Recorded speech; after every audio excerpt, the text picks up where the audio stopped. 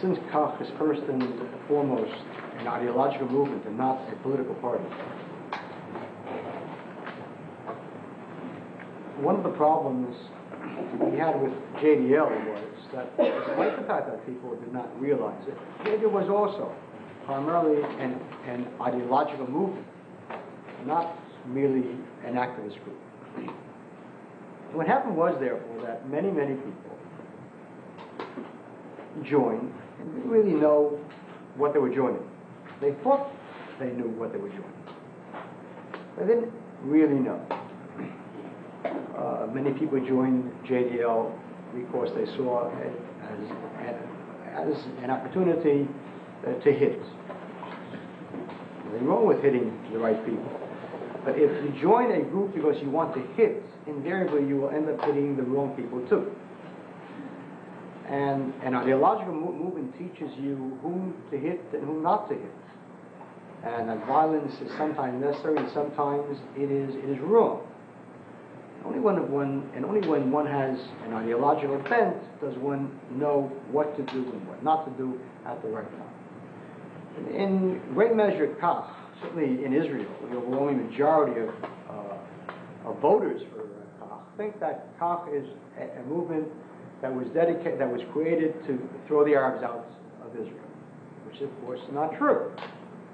Kach is an ideological movement with an overview of the Jewish people and with a great many stands on a great many issues.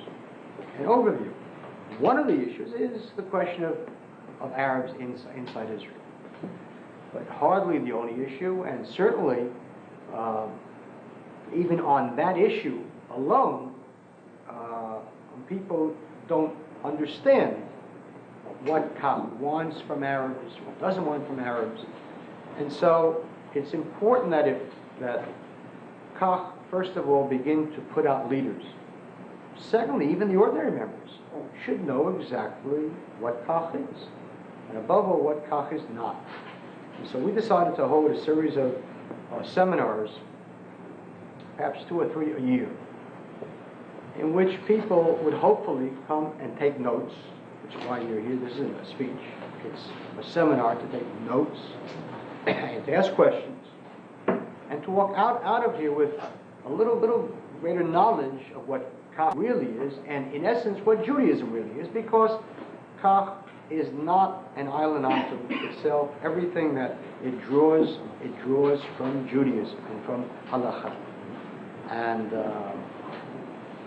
one of the important things is not only for someone who doesn't know Judaism to know what Judaism says on these issues, but even more to the point, many Orthodox Jews who think that they know what Judaism says, and they really don't.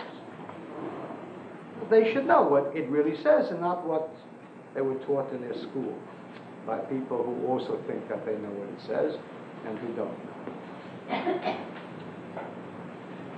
know. Today what we'll do is we'll divide the seminar into 2 parts.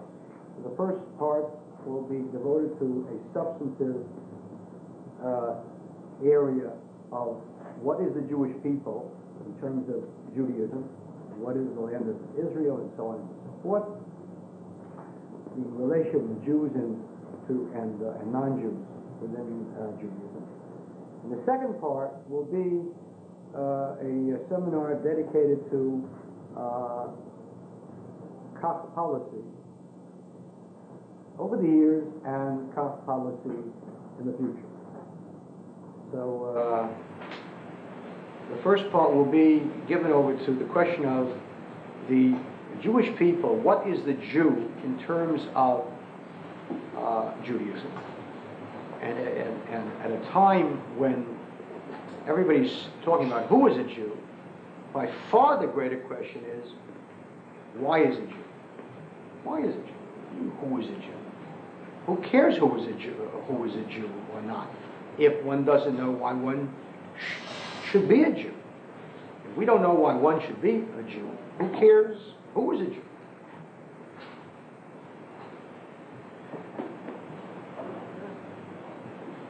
The Jewish people, the essence of the Jewish people is that it is a chosen people.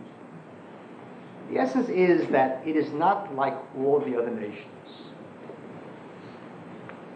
When you study government, political science in school, they always have a basic course which tells you how people began, how nations began.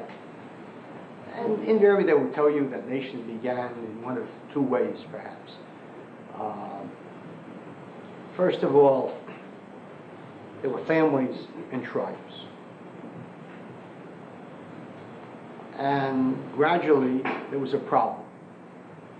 A strong tribe started beating up all the other tribes.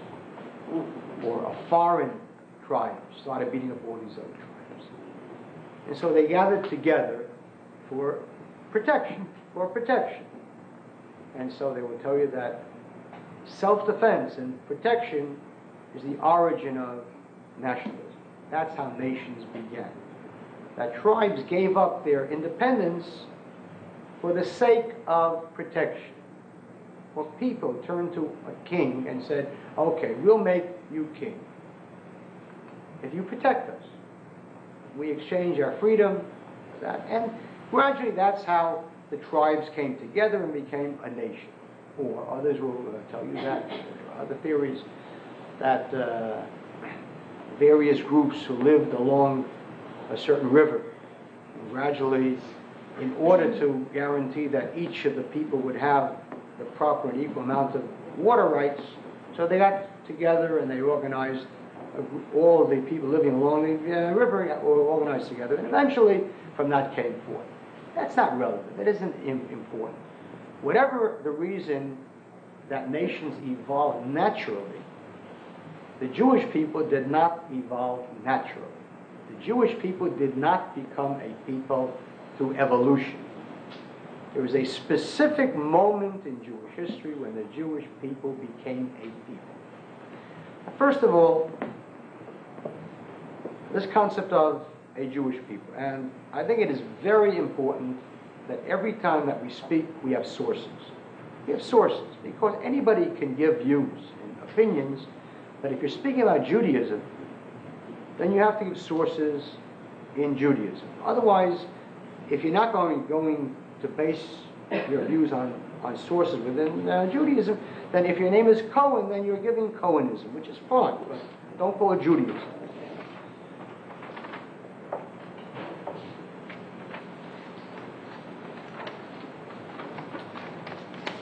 The first time that we find the promise of God that he will create a special people is to Abraham. It's in Bereshit, in Genesis chapter 17, in which God says the following to Abraham. And I will establish my covenant between me and thee and thy seed after thee, for an everlasting covenant to be a God unto thee and to thy seed after thee. Over here we find that Abraham was chosen as the person through whom a nation will be born. The nation has not yet been born yet. But what we do have here is the father of the nation is chosen. Again, that's in Bereshit, Genesis chapter 17. And there God says, from you, through you, I begin a nation. I begin a nation. And the nation will be a chosen nation. I have chosen that. Furthermore, it also adds not only a nation, but also a land. And we'll come back to this question of the land soon, because the Jewish people is not only a chosen people in a very special way, it is also a different kind of people. It is the only religion, or religionation, which is also land-centered. One doesn't have to be One doesn't have to live in any particular country to be a Catholic. But Judaism is land-centered. And so he continues and he says, and I will give unto thee and to thy seed after thee the land wherein thou art a stranger, all the land of Canaan, of Canaan, for an everlasting possession, and I will be their God. Now, the Arabs oftentimes jump on this and say, you see, Abraham was promised the land. It was promised him and his seed. Now, it's true that Isaac was his son, but so was Ishmael. And they will jump on this thing and so on. And Jews who, of course, know nothing about the Chumash or the Bible or anything else Jewish. Of course, that sounds good, you know. That sounds good. He continues and he says, in the same chapter, he says, and as for Ishmael, I have heard. Behold, I have blessed him and will make him fruitful, and will multiply him exceedingly. 12 princes shall he beget, and I will make him a great nation. But my covenant will I establish with Isaac. So that is the clear, first of all, since when did Arabs look upon the Bible as any kind of a source? That's the first thing. You know, all of a sudden the Bible they say the Bible says. But if they're going to use the Bible already, very, very important that people don't pick and choose their Bible. If you're going to pick one verse here, finish it. Don't never take things out of context. Over here, it's quite clear who the seed is. The seed is clear. Ishmael will be a great man and a prince and everything else, but my covenant will I establish with Isaac. That's clear, and not with Ishmael.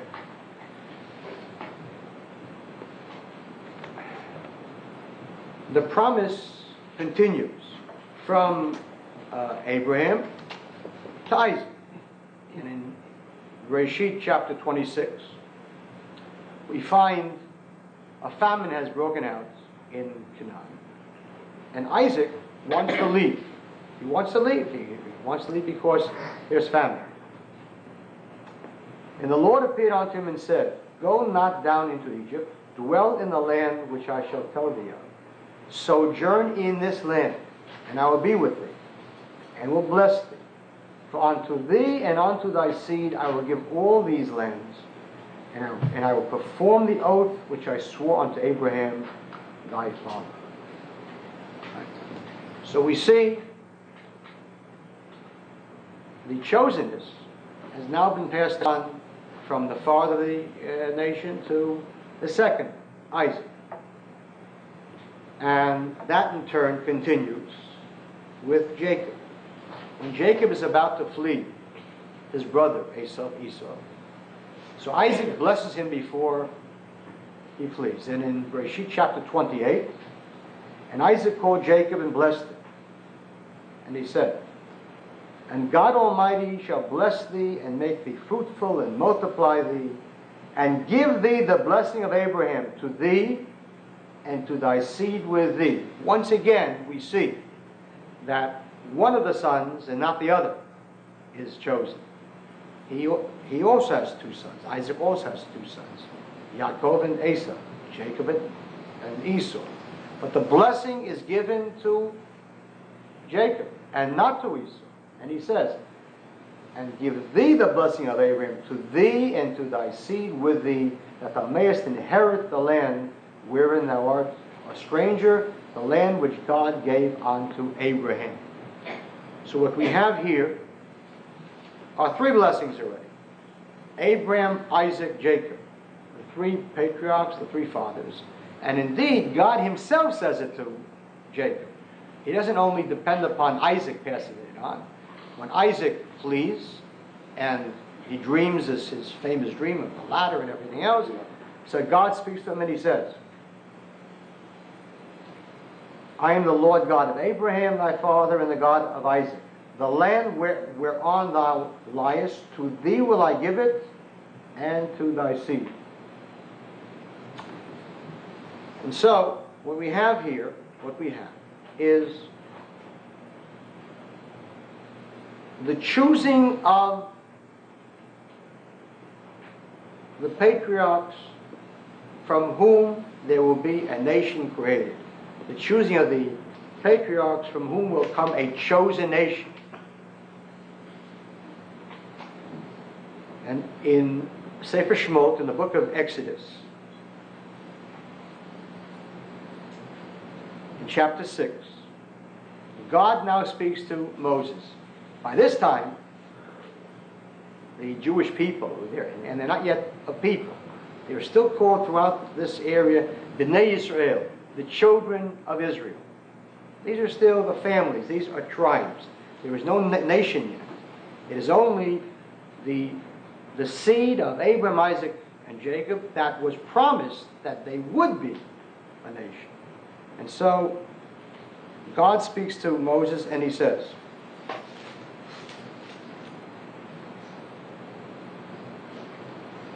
"And I will take you to me for a people, and I will be to you a God.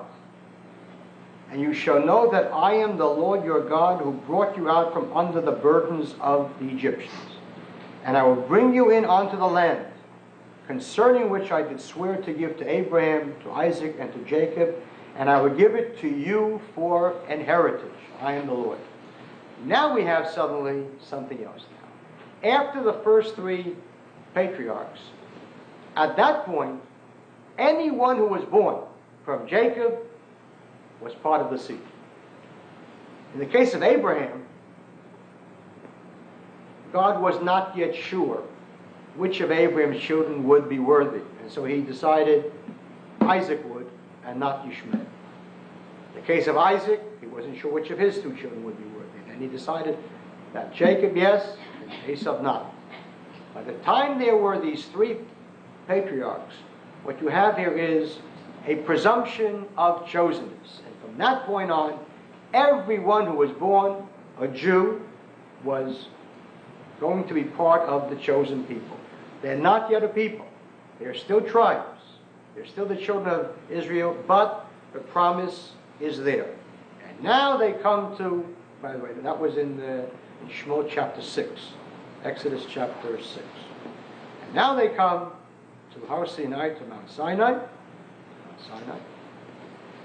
And in chapter 19 in Shemot, in Exodus, he now comes, and this is the moment of Jewish history.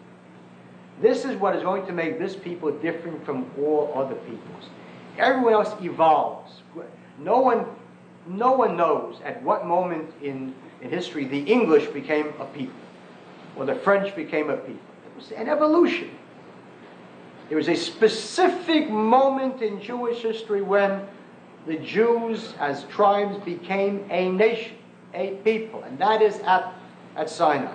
And so right before Mount Sinai, right before the giving of the Torah, God speaks to Moses in chapter 19, and he says, "Now therefore, if you will obey my voice indeed, and keep my covenant, then shall you be a special treasure unto me above all people. For all the earth is mine, and you shall be unto me a kingdom of priests and a holy nation." This is the chosen. They're a chosen nation, and above all, they're a holy nation. They're a holy nation. And we'll come back to this concept of what being holy is, because in this lies the whole question, why did God choose the Jewish people? God doesn't just decide to choose people. He chooses people for a reason and for a mission. We'll come to that soon. But what we're looking at now is the whole question of chosenness. And the interesting thing is that on this verse, in which it says, God calls Moses and he says, "Thus shalt thou say to the house of Jacob and tell the children of Israel, you will be my, if you obey my voice indeed and keep my covenant, then you should be a special people and a kingdom of priests and a holy nation." On this verse, the commentator Rashi has an interesting comment. And he brings down from the Medrash. He says, tell them this, lo pachot v'lo yoter. Nothing less than this, and nothing more than this. This is the first message that God is giving to the Jewish people per se, and not just to Moses. He says, go down and tell them the following message. Don't add anything, and don't detract from it. Just tell them this. What is so important to insist that don't add anything to it? Don't bring in Shabbos and don't bring Glat Kosher. Don't bring anything at all. Just say this. And the answer is because this is the foundation of the Jewish people. To be different and special and holy and separate. If you're that, then the other laws will fall into place. But to bear in mind that you are chosen, that you are special, that you are different, that you are separate. That is the essence of being a Jew. Because then you'll ask, well, if I'm different, I'm special, I'm chosen, how am I chosen? What am I supposed to do to be different? Then we'll get on to the rest.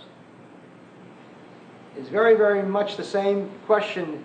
Is a very, very interesting, remarkable portion of the Talmud. It discusses the reason why the second temple was destroyed. I think there's a whole bunch of reasons. And one of the reasons given is a very peculiar one. It says, because they did not make the first blessing over the Torah. That's a very rather strange thing. Because they didn't make the first blessing over the Torah, that's why that was destroyed. And the answer is obvious, really. I mean, it's an obvious answer. What is the first blessing in the Torah? Asher bachar banu mikol amim, who has chosen us from all the nations. If the Jew does not say that, and does not believe that, and does not act upon that, I am chosen from all the nations, and therefore I separate myself from them. From that will then come he'll then be like everybody. And from that will come a disruption. So, here is the first time that God speaks to the Jewish people through Moses, and he says, tell them this is the fundamental message. You're a chosen people, you're a special people, a nation of priests, a holy nation. And this theme is said over and over and over again. I mean, I can't possibly go over everything, but I do want to give you all of these sources because it's imperative that you know these sources and that you jot these sources down and see them so that you'll become scholars in the proper way, in the right way. In Dvarim, Perek Zayin, Deuteronomy chapter 7. So God again goes and he says the following. He says to the Jews as follows. He says, for thou art a holy people unto the Lord thy God. The Lord thy God hath chosen thee to be a special people unto himself above all the people that are upon the face of the earth. Now, one can't get more racist than that. Now, obviously, this is not racism. Obviously not. Any non-Jew, and that's the reason why Judaism has conversion. Any non-Jew who wants to be chosen can be chosen by joining the Jewish people. And then he too is chosen. Chosen is not a racial concept. It's not an ethnic concept. Jews are certainly not a race. Of course not. Jews aren't even an ethnic people, with all of the converts that have come in from different races and from different peoples. Nevertheless, we are chosen. We are above all the peoples. If all the peoples would like to be on our level, so join us. But if you don't join us, then know that we are on a higher spiritual level. The same thing is said over and over again. In chapter 14 in Deuteronomy. Again, for thou art a holy people unto the Lord thy God, and the Lord hath chosen thee to be a special people unto himself above all the nations that are upon the earth.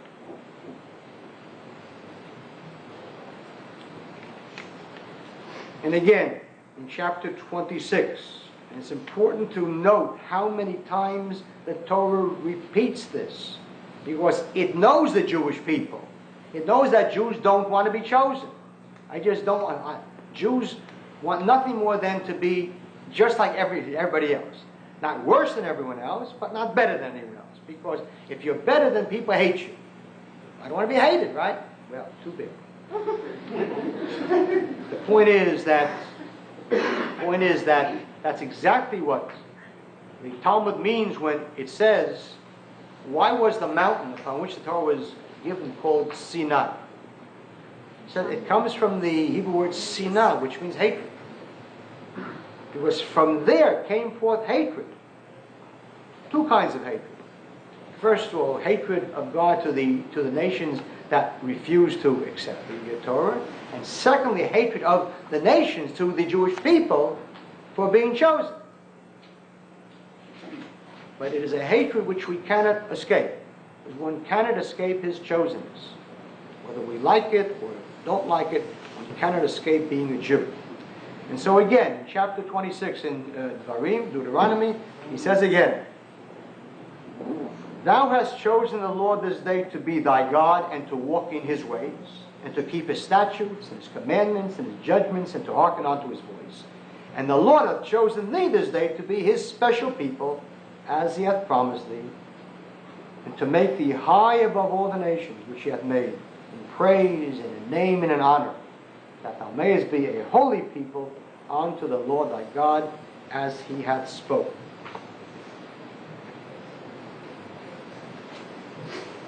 Clearly what we have here is a condition.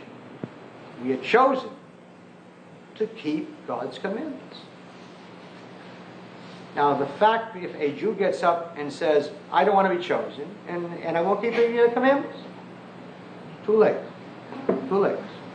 The covenant is made, and it is an unbreakable. The covenant is made. It's too late. And so, in Dvarim, in chapter 30, God speaks to the Jews and he says as follows, see, I have set before thee this day life and good, and death and evil. And that I command thee this day to love the Lord thy God, to walk in his ways, to keep his commandments and his statutes and his judgments, that thou mayest live and multiply. And the Lord thy God shall bless thee in the land whither thou goest to possess it. I call heaven and earth to record this day against you, set before you life and death, blessing and cursing. Therefore choose life, that both thou and thy seed may live. This is the essence of the basic Jewish concept of free will. This is free will. God sets before the Jew life and death, the good and evil. And he says, choose good. No one forces a Jew to do good. Forces a Jew to do evil. No one forces a Jew to do anything. We have free will. And so therefore we cannot escape it by saying everything is predestined, and therefore I had no choice. Whatever I did was predestined. That is not the Jewish way. That's Calvinism. But that is not Judaism. Judaism declares that the Jew has a choice. Whatever he wants to do. You want to do good, you do good. You want to do evil, you'll do evil, but you'll pay for it. It isn't that. It's true that you have freedom to do what you want, but you have an obligation to do the right thing. And so this is the essence of the Jewish people. They are a special people, they're a chosen people, and in Pirkei Avot, in Ethics of the Fathers, in the 3rd chapter, it says, blessed is Israel, who are called the children of God. a special love was granted unto them. God loves all his children, all his creatures. But a special love was granted to them. Chiba yitera. Really, it should mean an extra love. An extra love, a special love was granted to the Jewish people. So that when people say, but aren't all men created in God's image? Of course, they were all created in God's image. But a special love was given to the Jewish people. Not to mention the fact that when people say, weren't all men created in God's image, what they really mean is the men that they think we shouldn't do anything bad to, like Arabs.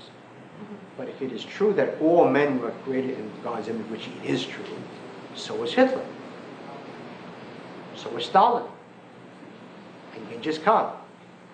Everyone was created in God's image. What God looks at is what the person did to the image after he was created with it. That's the difference. Of course you were created in God's image. The question is, what did you do to my image? Years ago, there was a famous book by Oscar Wilde, The Picture of Dorian Gray. And it's in the book, I don't know the story, but eventually the hero of the book has a portrait of himself. He is a handsome, perfect person, and so is the portrait. And he stays perpetually untouched and young, and apparently perpetually unchanged. But the changes are shown in the picture, and the picture becomes ugly. Well,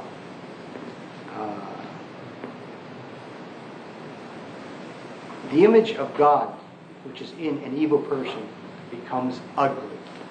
You don't see it perhaps on the person, but in the image, it's there. It becomes ugly. It becomes twisted. It becomes corrupt.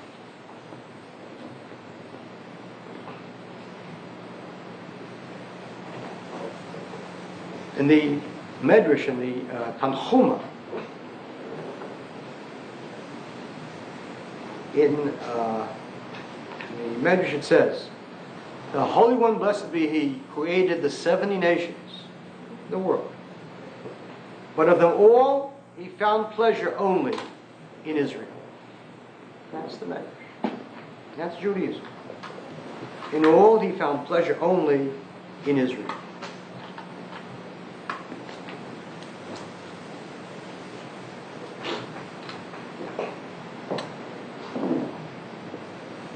Judaism sets down this concept of the Jews as a chosen people, and furthermore, in Judaism there is something very, very different. Judaism is the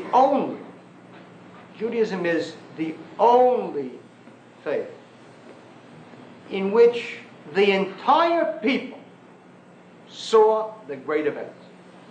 When Judaism began, it was given to the whole people. Now consider carefully. First of all, consider carefully other faiths. Islam. In Islam, the fundamental belief is that the angel Gabriel appeared to Muhammad and gave him the Quran. The next day he woke up and he said, guess what? The angel Gabriel came to me. He gave me the Quran. Now, if you believe him, you believe him. If you don't believe him, you don't believe him. Nobody saw it except Muhammad, who claims that this happened. If you have faith, you have faith. If not, not. In Christianity, it's a little bigger. The circle of people that claim to have seen miracles, a little bit bigger. How many more? Several tens claim to have seen miracles. In Judaism, God knew that first he knew the Jewish people. And if Moses would show up one day and say, guess what? God spoke to me and gave me a Torah. Can you imagine what they would do to Moses? Can you imagine? Can you imagine the cynical articles and the cynical books and the cynical comments, and on television, on radio, some nut named Moses came and said, and if he would have given it to 70 great rabbis, it would have been the same thing. There were 70 other rabbis who didn't get it would have said, it's a lie, we didn't get it.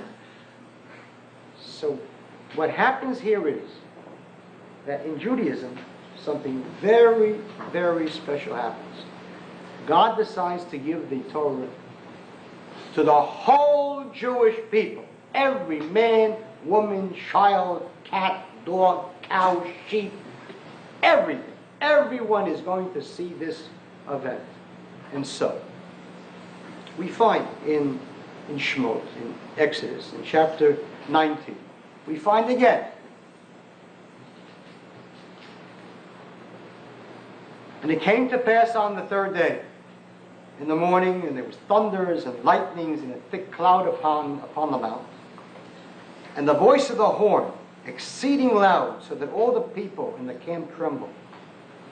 And Moses brought forth the people out of the camp to meet with God.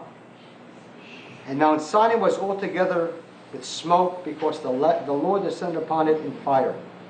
And the smoke thereof ascended as the smoke of a furnace, and the whole mount quaked greatly. And when the voice of the horn sounded long and waxed louder and louder, Moses spoke, and God answered him by a voice. And all the people saw the thunderings and the lightnings and the noise of the horn and the mountain smoking. When the people saw it, they removed and stood afar off. And they heard the voice of God. They heard the voice of God. And so, when Moses is about to die, he tells the people that. He reminds them in Dvarim, chapter 4.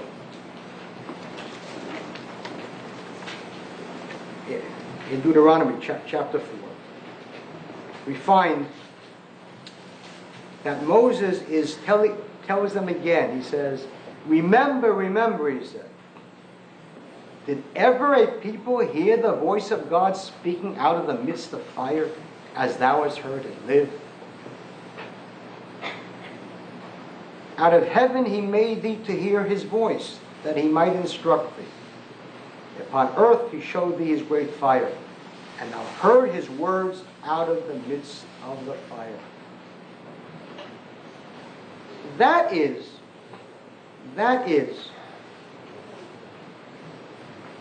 the reason why the Jewish people don't base their faith upon faith. They base their faith upon observation. And that's why over and over and over again in the Torah commands the people, tell your children, I was there, I saw it. Now you tell your child that his grandfather told you to tell your child, and that he should tell his child. And so the events at Sinai are events that are based upon observation and witness, not upon faith. God doesn't want Jews to have faith because he knows that they're a faithless people. They're not going to believe. They doubt everything. They doubt every single thing imaginable until they see it. If I can't see it, if I can't touch it, prove it to me. And so therefore, he said, this you all saw it. This wasn't something which some of the chosen rabbis. No, there were no chosen rabbis here. You all saw it. Tell your children. Tell them to tell their children. Tell them to pass it down to their children so that there should be a chain of witnesses to the observation. That is the difference between Judaism and Islam and Christianity. No one saw Muhammad receive the Quran. Nobody. He came and he said, guess what? The angel gave me the Quran. You believe, you believe. You don't believe, you don't. Nobody, how many people even claim to have seen Jesus do miracles? 10, 20, 30, 40, whatever it is in the New Testament, whatever it is. Even claim to have seen it. But over here the claim is made that each and every Jew who was alive at that time saw it. pass it down to his and her child, and so on and so forth. That is the concept of revelation. The revelation is based not upon faith, but upon observation. Upon observation. You know that George Washington lived. How do you know that? How do you know that George Washington lived? Did anybody here ever see Washington? No. But the next best thing imaginable. Those who saw Washington, pass it down. I saw Washington, now write it down, and so on. That's history. You can't do more than that. The only way that you can tell that someone who personally didn't see the event can believe in it is if the claim is made, we saw the event and we're passing it down to you. That's the most that can be done, and even that doesn't help. But that's the most that can be done. That's the most that can be done. Now, I mentioned before the concept of Jewish chosenness is a concept of holiness. Now, Jews weren't just chosen. We're chosen for a certain mission. Obviously to observe the Torah and so on. But what do you mean to observe it? What is the purpose of observing the Torah? The purpose is holiness. The purpose is holiness. Over and over and over and over again. Kedoshim to you. You shall be holy. That is a command. That is one of the 613 mitzvot. Kedoshim to you. You shall be holy. That's a commandment. Ikra, chapter 19. Leviticus, chapter 19. Kedoshim, it is a solemn commandment. 2 words. Kedoshim to you. You shall be holy. That's a commandment. That a Jew is commanded to be holy. And over and over and over and over again, all these previous sources which I mentioned, almost all of them, chosenness was always connected to holiness. You were chosen to be holy. You will be a special people and a holy people. Am Kadosh, a holy people. Now, first of all, let's understand here 2 things, which we'll come to soon. Am Kadosh, a holy people. Judaism is not a religion. It became one after it was twisted and warped and corrupted in the exile. The Jewish people are a holy people, a religio nation. Of course we have laws to follow, but it's not a religion. We are a nation that is a specifically religious nation, a holy nation, but not just a religion, because if it's just a religion, then you can live in Austria too. And you can be, as the German Jews were, Germans of the Mosaic faith, or Americans of Jewish Americans, Americans of the Jewish faith, and so on. That's not what a Jew is. A Jew is part of the Jewish people, which is a special kind of a people, a holy people, a religio nation, a religio people. We are holy. And in the Psalms, David writes as follows. When he speaks about why God gave us the land, so he says as follows.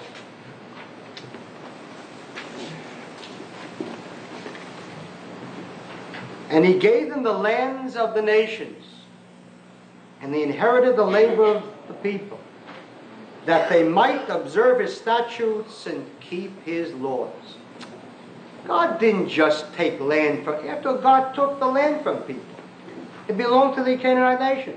They worked hard, they struggled hard, they built there, and God took it from them and gave it to the Jews, just like that. For a reason, that the Jewish people should follow God's laws and be a holy nation. And again, when it says a nation of priests and a holy nation, the rabbis say, holy. What does holy mean? Hallowed and sanctified.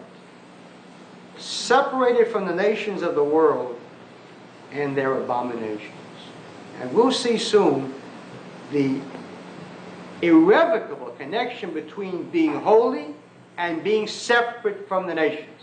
It is not possible to be holy if you are under the influence of an unholy culture. We'll come to that soon. Let me just go into the question of what does holy mean? What's the purpose of all the mitzvot?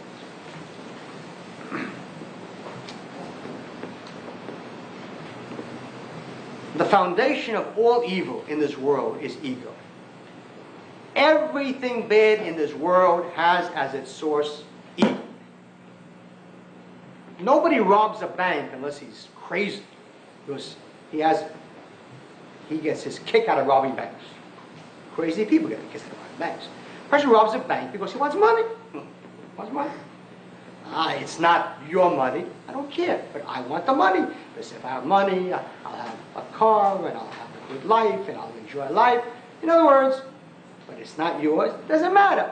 Me wants money. I want money. I want money. And so I'll do things which are wrong to get the money.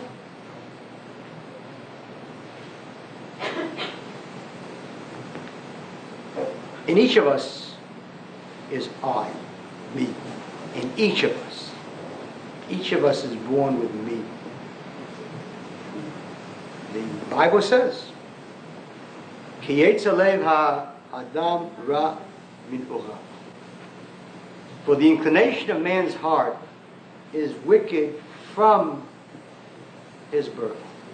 In other words, you see a child. A child is born, a baby is the essence of selfishness. This baby doesn't know anything except it's hungry, it wants to eat. Doesn't know, doesn't care. Its mother is busy, the mother's tired. Does not care. Me wants to eat. That's a baby. Not a baby. A baby is born a totality of selfishness. Nothing in the world matters for this baby. The baby doesn't know anything except me. I'm hungry. I'm wet. I'm hungry. I'm thirsty. I'm cold. Me. The world must stop for the baby. You understand that with the baby. Problem is when people are 50 years old and they're still babies. Oh, that's the problem. That's the problem. Becoming a mature person, and having a baby become mature, the essence of that is that the baby, as the baby grows up, gradually it realizes that there is something else in this world besides it. And it has to wait for its food because the mother's busy. That's called a mature child. And as a person grows older, he should, the purpose of the world is for him to take his I, the me, and to harness it. Now obviously, God made people with an ego for a reason. If people didn't have egos, they'd all be carpets. Everybody would step on them. A person who doesn't have a certain amount of self-respect and self-love is sick. You have to have ego. It's important, but it has to be harnessed. The person has to have self-respect. Of course, a person that doesn't have self-respect can never respect anyone else. A person that doesn't like himself can never like anyone else.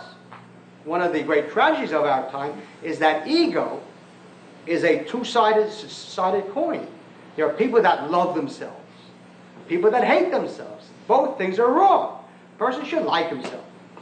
Don't love yourself and don't hate yourself. Hating yourself and loving yourself are two sides of the same coin of ego, which are bad. Because a person that loves himself and hates himself can never like anyone else. A person that hates himself is as much an egotist as a person that loves himself, because all day he sits around wallowing in his feeling, I'm nothing. All day long he thinks about himself. So there are people that think about themselves in terms, I'm great. And there are people that think about themselves, I'm nothing. But all day, both of them think about themselves and nothing else. Ego is necessary. The ego has to be harnessed. Ego has to be harnessed. And in Judaism we have a concept of ol malchut shamayim, the yoke of the kingdom of heaven. The mitzvah is a yoke. An ox. When a farmer wants the ox to go and plow a furrow, most ox don't want to plow furrows. If you were an ox, you wouldn't want to plow a furrow. You would want to go up. You see a vegetable there, you want to eat it. So they put a yoke on it to make sure it doesn't go to the right or the left. It goes straight. And yokes are heavy things. Ask any ox, you see, ask him. A yoke is a heavy thing. And the yoke of heaven is a heavy thing. But it's that which makes the Jew great. Because only an animal does whatever it wants to do. It's hungry, it goes out to eat. It goes out to kill, it goes out to anything. Whatever it wants, it is driven by its instincts, by its needs, by its pleasures, by its pain. It is driven by it. It doesn't control its emotions control it. That's an animal. In order for a Jew not to be an animal, and God knows how many two-legged animals crawl on this earth, it is incredible. In order for a Jew not to be an animal, he has to overcome his emotions. And he controls his pleasures. He controls what he wants. And he overcomes it because now is not the time for it. Consider carefully what a mitzvah does really to a person. For example, and I've used this often. For example, let's say a youngster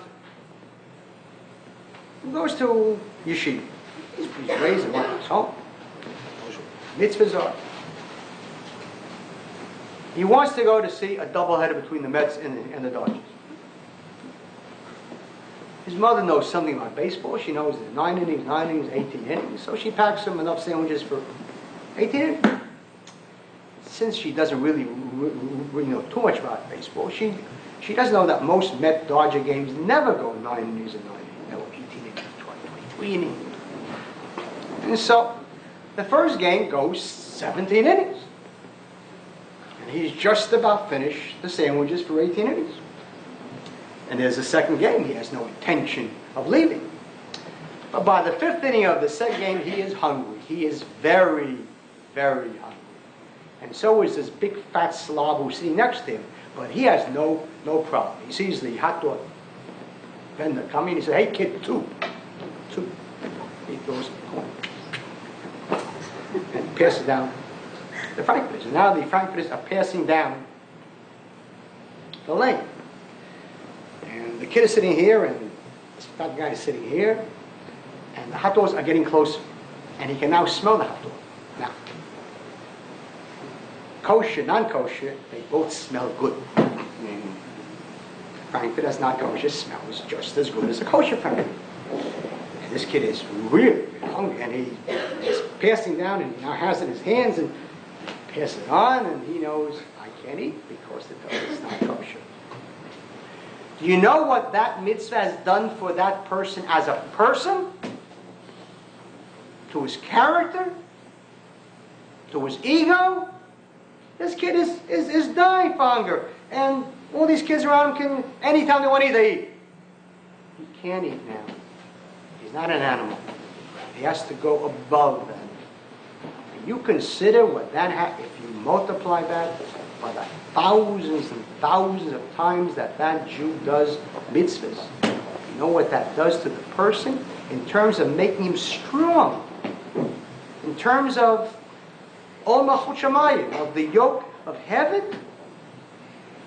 That's what it's about, not this nonsense. The reason why there's kosher food is because it's sanitary. The reason why we don't eat pork is because you get ringworm from it, or trichinosis from it. You get trichinosis from gefilte fish if it isn't cooked properly. It's nonsense. It isn't health reason. That's absurdity. Absurdity. If you cook pork properly, no one gets sick. Look at these hulking brutes out in Iowa. You don't get sick. Nothing to do with being sick. It has to do with a spiritual concept. With a spiritual concept of strength. And the Jew is strong. You don't have to be Charles Atlas. He isn't strong. He's not strong. I remember as a kid, you said, read a comic book, this picture of Charles Atlas going, and this little skinny guy is at the beach and with his girlfriend, and this big guy coming and kicks sand in his face, and she says, "Oh, you coward!" And she walks away, and he says, "Ah, that's the end of it." And I'm going to buy a Charles. That's not strength. That's absurdity. Strength is the power within a person to overcome enormous difficulties. That's strength. And the mitzvah gives the Jew strength. It takes the person's ego and harnesses it. We don't destroy the ego. We sanctify the ego. You don't want to destroy ego, because otherwise you're left with some nebuch wimp. You want the ego, but it has to be harnessed to be at the proper time to be used, and not at the improper time. The story told, the classic story, a Hasidic story, about a youngster who was sent away to learn in yeshiva in Europe. In Europe, it wasn't like here.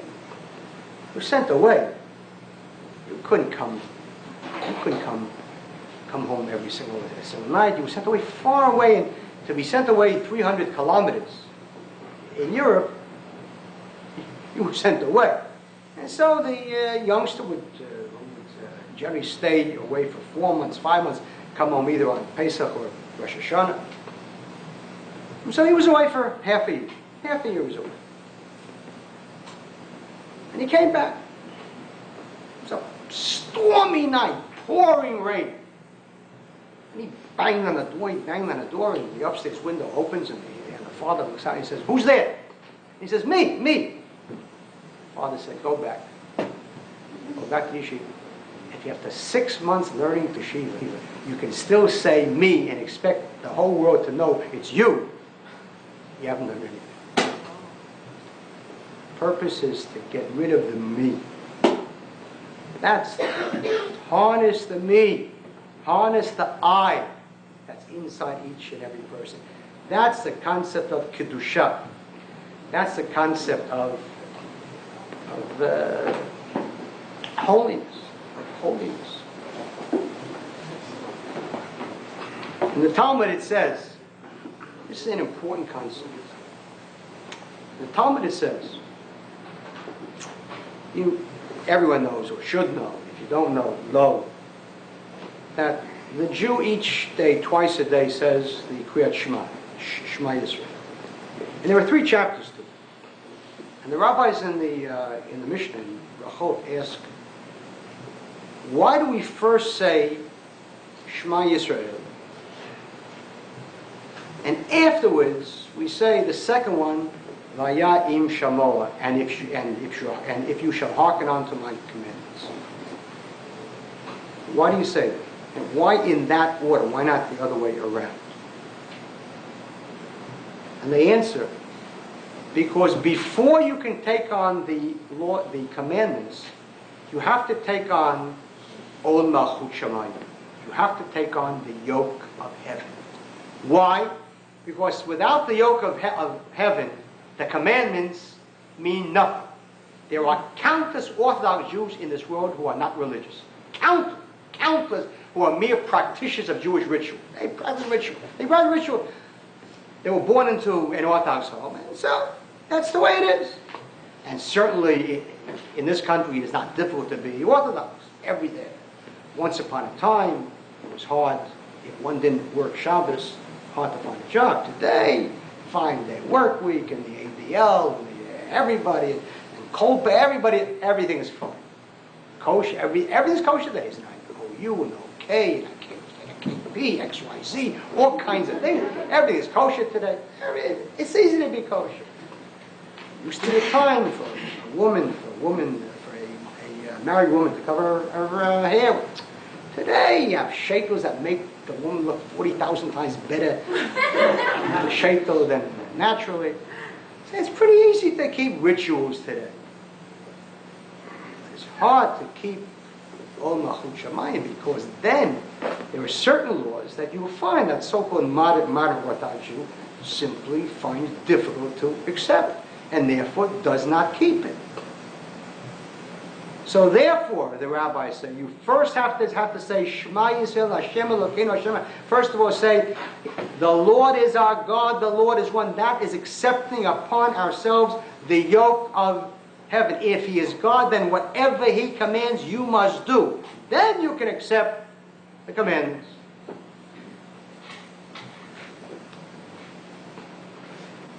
The Mishnah also says, also in Brachot, there is a law in the Torah which says that if you see a nest, and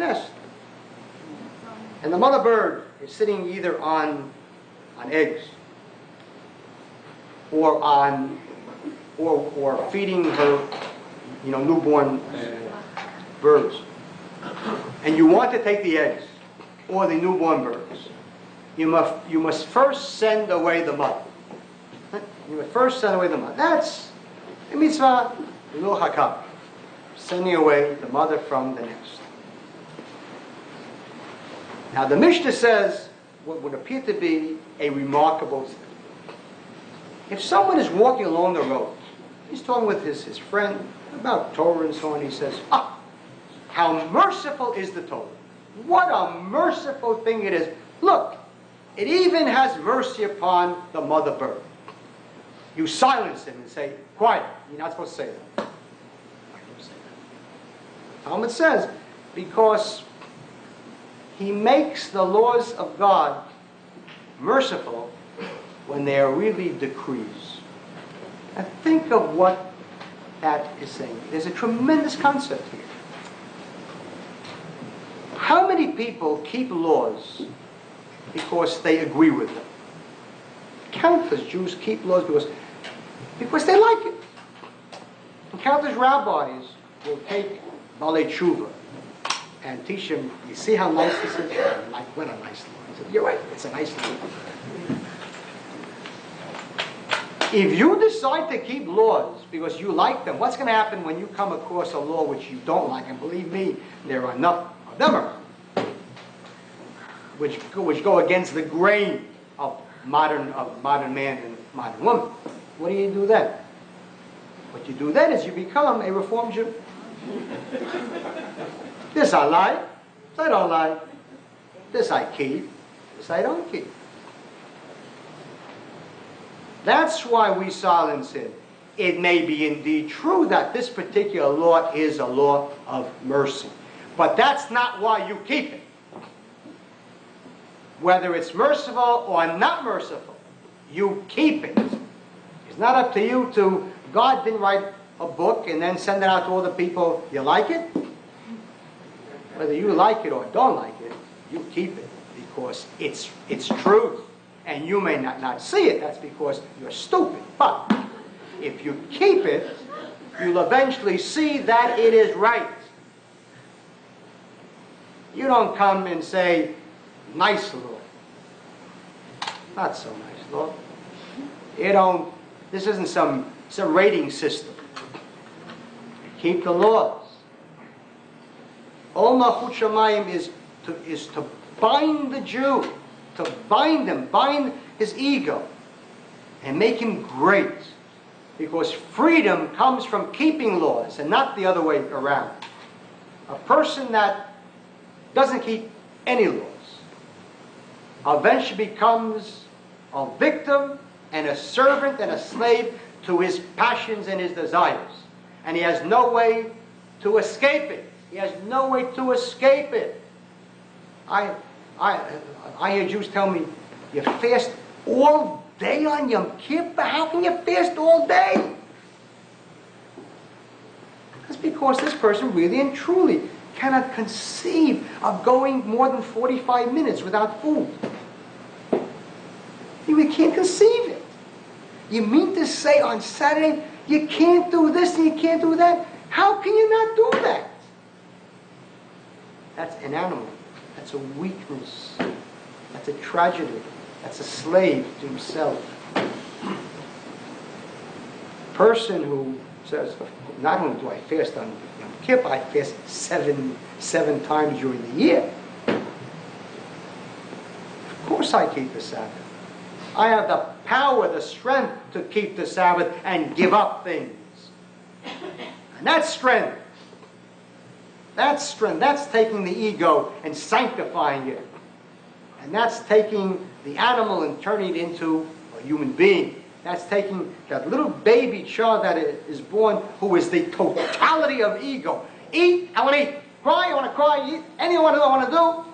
And from that baby comes a human being, a mature adult, rather than the millions of little infants who are 15, 16, 70 years old, who have never matured and never grown into anything more than the same infant. I want, I need, I want, my body, my life, my. That's the tragedy. These are weak people, and these are people just a little higher than the animals, if that. When God said that man should be a little lower than the angel, just a little lower than the angel. And what he really means is much higher. An angel can't do wrong. It has no capacity to do evil. An angel is programmed to do only good. The greatness of the human being is he could do evil, and he chooses to do right. That's greatness. That's greatness. That's greater than the angels. That's why the Torah was given to human beings and not to angels. Angels don't need Torah. Angels are programmed like a computer, some kind of a robot. It can only do the right thing.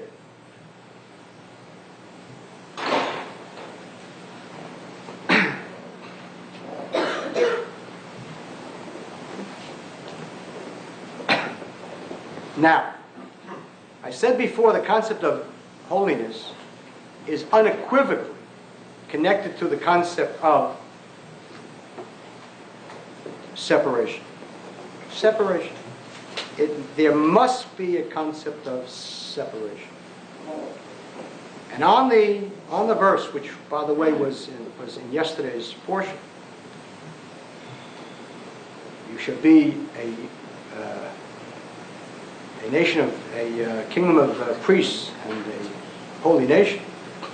The rabbis, as I mentioned earlier, in the Mechilta, in Yitro, say, hallowed and sanctified, separated from the nations of the world and their abominations. And in Vayikra it says, chapter 20, in Leviticus chapter 20, and you shall be holy unto me, for I, the Lord, am holy, and have set you apart from the peoples, that you shall be mine. And that classic ringing statement in Lamidbar, in Numbers chapter 23, lo, it is a people that shall dwell alone, and shall not be reckoned among the nations. Judaism demands separation of the Jew from the nations.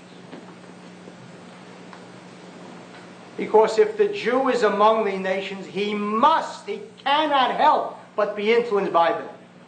You cannot help but be influenced by them. In this country, the Orthodox Jew in America behaves like an American because he's an American. Like gamma rays, the whole culture comes at you. Newspapers and magazines and radio and television, and just walking in the streets. And so the rabbis comment on this statement, lo is a people that shall dwell alone. The Hebrew is hen am levadad yishkol. And the word hen is translated for some reason in English as lo, as if this is some kind of a poetry. The Torah is not poetry.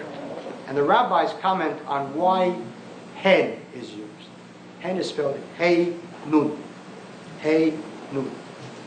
The rabbis point out, in Hebrew, letters are also numbers. Aleph is 1, and Bet is 2, and Gimel is 3, and Dalet is 4, and Hey is 5, and so on.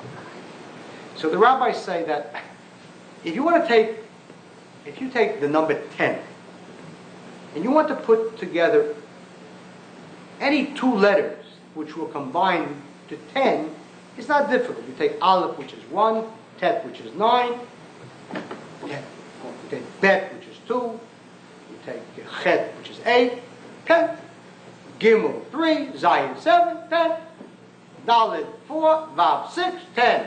But when you come to Hey, Hey only has another Hey. Hey is 5, and 5 goes together with 5. There's no other partner. Hey only has another Hey. The same thing with the number 100. You want to take two letters, you can take Yud, which is 10, and Sadi, which is 90, and so on and so forth. And then you take 20, and 80, and 30, and 70. When it comes to 50, Nun is 50. Nun only goes with another Nun. Nun has no partners except another Nun. That's what it says. Hen. Just like Hey only has another Hey. And Nun only has another Nun, so a Jew only has another Jew. We're separate, we're apart, we're distinct, in order to be the holy people. Because without that, we will be influenced by all the nations. And look at the American Jew. Look at the tragedy. Look at the tragedy of the American Jew. Freedom for the Jew has always been tragedy. Because the Jew can die in one of two ways: through the ashes of, through the chimneys of Auschwitz, and through assimilation and intermarriage and being wiped out as a Jew. And so therefore, God did something which no other faith has. Judaism is a land-centered religion, or a religionation which is commanded to live in a particular country, in a particular land. As I said earlier, you can be a good Catholic if you live in Austria or in Australia. And you can be a good Muslim. You don't have to live in Mecca. At most, you have to visit Mecca once in a lifetime, a Hajj. Once in a lifetime. But you can live anywhere. You can live in London or in Brooklyn, Atlantic Avenue. You don't have to live on Hajj. But the Jew is commanded to live in one specific country. In one specific country. And that is the land of Israel, and for a reason. For a reason. And the land is said over and over and over again. From the very first time that we meet Abraham, we find already the commandment to Abraham. Abraham is told, Lech lecha, get out of your home. Get out of the country in which you were born. And God speaks to Abraham and he says, Lech lecha me'artzecha. This is in Bereshit, chapter 12, Genesis chapter 12. Get thee out of thy country, and from thy people, thy kindred, and from thy father's house, unto the land that I will show thee. He didn't even know what that land was. He didn't know what that land was. He said, leave. And then he said, unto thy seed will I give this land. Eretz Israel, just as we spoke about a chosen people, there is now a chosen land. The rabbis say, the Jewish people is a special people, and the land of Israel is a special people. I will take the special people and put them into the special land. And over and over and over again, I mean constantly. In chapter 15,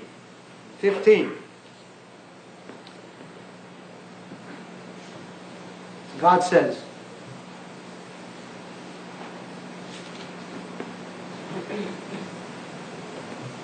unto thy seed have I given this land, from the river of Egypt unto the great river, the river Euphrates. That is the promised land. That is the promised land.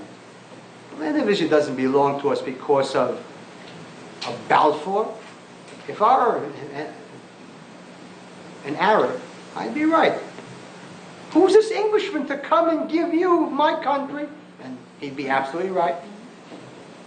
Some Englishman sitting in London says, you know something, Weizmann, you're a good guy. I'll give you Palestine. Who's Balfour? Crazy Jews. So how about Balfour? The League of Nations sits down and gives a mandate. Who's the League of Nations? The Arabs are absolutely right. Or the UN. Who's the UN to give away my country to the Jews? Absolutely right. Who's Harry Truman? We don't place our claim upon Israel. The Balfour, League of Nations, Truman, Stalin, UN. This is the claim. The Lord God of Israel gave it onto the Jewish people. Onto the Jewish people, certainly. And over and over and over again, I don't even want to have to go into it but more and more and more, but just one more, where God says to the Jewish people itself, in Dvarim chapter 11. Every place wherever the soles of your foot shall tread shall be yours, from the wilderness even unto Lebanon, from the river, the Euphrates, even unto the uttermost sea shall your coast be. The land was given to us. And the question here, debate, divide the land, separate the land. It is yours, it isn't yours, it's partly yours. There's no such thing. It is ours. It is ours. And in the Medrash, they already knew that someday the nations would come and say, you're thieves, you took the land, you're colonialists, imperialists, fascists. And so, in Breshit Rabbah, chapter 1, and this is what Rashi brings down, the very first Rashi. The Medrash says that if the nation shall come to the Jews and say, you're thieves, you took land from the Canaanites, they shall answer, the world and all that is in it belongs to the Holy One, blessed be He. When He so chose, He gave it unto you. And when He so chose, He took it from you. He gave it to us. And this is the meaning of the verse. The strength of His deeds did he recount unto His people, in order to give unto them the inheritance of the nations. That's why it's ours. By the way, one of the rabbis commented, if the purpose is to speak to the nations and prove to them that God owns the land, why do we bring down the verse, the strength of His deeds did He recount unto His people? It should have said, the strength of His deeds did He recount unto the nations. And the answer is, no matter what you tell the nations, they're not going to care. The problem is not whether the nations believe that the land belongs to the Jews. The problem is that the Jews don't believe that it belongs to the Jews. And therefore, the verse is, the strength of His deeds shall He recount unto His people. Alavai, that Jews should believe that it belongs to them.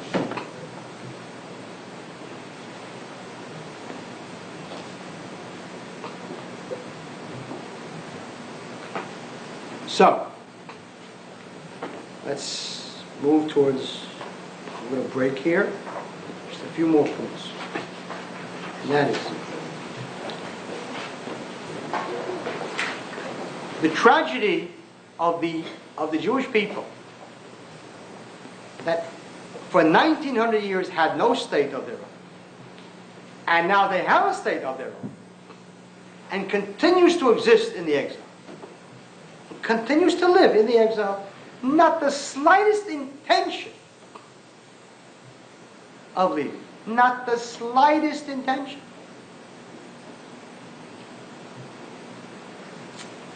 In South Africa, people sitting on a volcano which is going to explode. Well, some do leave, but they go to Melbourne. Who's going to Israel? And the worst part is, there are 600,000 Orthodox Jews living in this country. Totally at home. In Borough Park, there is sheer contentment. Not the slightest comfort, not the slightest problem of conscience. Absolutely convinced that this is New Zion. In Muncie, they are building homes. $400,000 homes. $500,000 homes. $600,000 homes in each room a chandelier.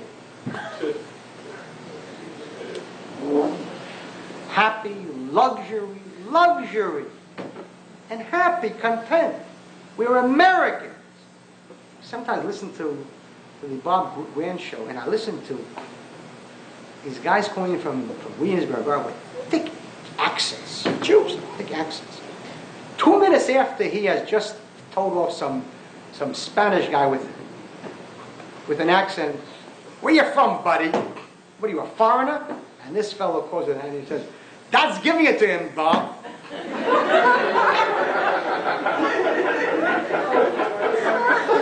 He thinks that he's an American. He doesn't know Bob Grant. No, he doesn't know the anti-Semite that he is. He's a smart one. If you made $100,000 a year speaking in shuls, you'd also make believe that you like Jews.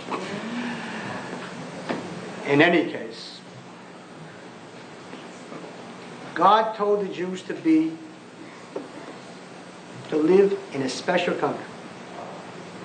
We find in Dvarim, Deuteronomy chapter 4, Moses tells the Jews, "Behold, I have taught you statutes and judgments that you should do in the midst of the land whither you go to possess." And again, in the same chapter, "And the Lord commanded me at that time to teach you statutes and judgments that you might do them in the land whither you go over to possess." The Ramban, one of the great commentators, says as follows: the Holy One commanded Moses two things, he says. One, that he should go down to save the people from Egypt. And this would have been possible in Egypt itself, or nearby. In other words, if the purpose was to free the Jewish people from slavery, free them, and let them live free in Egypt. But he promised another thing, to take them out of that land totally, into the place of the Canaanites, meaning Eretz Israel. Why? The Ibn Ezra, in Dvarim chapter 4, verse 10, says, listen carefully. "For God knew that Israel could not fulfill the mitzvot, the commandments, properly if they would be in countries ruling over them." You hear what he said? Yes, they could keep the commandments, but not properly. Why not properly? Because you'll be influenced. You'll be influenced. The Torah was given to be in a country in which, as far as physically possible, there will be no outside influence. You'll be influenced. You'll go to public school or even in yeshiva, and you'll have to learn a certain secular curriculum. And you'll come out thinking, gee, Jefferson is great. That's the way to go. Jefferson is Judaism. Run, democracy. And then someday, some rabbi will get up and say, democracy and Judaism do not mix. And you'll say, fascist, racist. And you really believe it, because that's how you were raised. So you keep mitzvah. Of course you keep mitzvah. Every Shabbos he eats cholent with gusto. Of course he eats them. Of course he keeps the mitzvahs. He goes to shul every Shabbos and talks about the stock market. Every Shabbos, hey, Nixon almost beat Phoenix. Almost beat. God knew that they could not fulfill the commandments properly in the Sforno, another one of the great, great commentators, also in Dvarim chapter 6, verse 21 says, and since in our servitude we were unable to acquire the completeness directed by him, God did wondrously to take us out and bring us into the land where we could acquire that completeness. That's the key, the completeness, the completeness. Properly, do the mitzvah properly and completely, and that can only be done if you're in isolation, and Judaism believes in isolation. Another concept that does not go over well with people who really were products of a foreign culture. And finally, just to finish with this point here, is a remarkable medrash in the Sifri. In Dvarim, which says as follows: even after you are in exile, be distinguished with commandments. Place tefillin, make mezuzot on your doorposts, so that they will not be foreign to you when you return. Now listen carefully to what he said. Even when you're in exile, do the commandments. Why? So that they should not be foreign to you when you return. That is the reason to keep the mitzvahs in America. You keep the mitzvahs in America because a Jew has to keep mitzvahs. And we have a classic concept that any mitzvah which is related to a person's body is anywhere, both in Israel or outside of Israel. What can the rabbis possibly mean by this? Remember to keep the mitzvah so that they should not be foreign to you when you get back. Here's a classic concept here. That no mitzvah was ever given to the Jew to be kept in the exile. The mitzvahs were only given for the Jew to be kept properly, completely in Eretz Yisrael. Only there. And you should keep it in the exile because Chaval Mod, it's tragic. You're in the exile. So keep it so that when you get back to the place where it was originally meant to be, they won't be foreign to you. You know what to do. Is there ever a greater proof that the Jew is obligated to live in Eretz Yisrael because only there was it ever meant to observe the mitzvah? Let's take a break and then we'll go on to the next thing will be the question of Jews and Gentiles.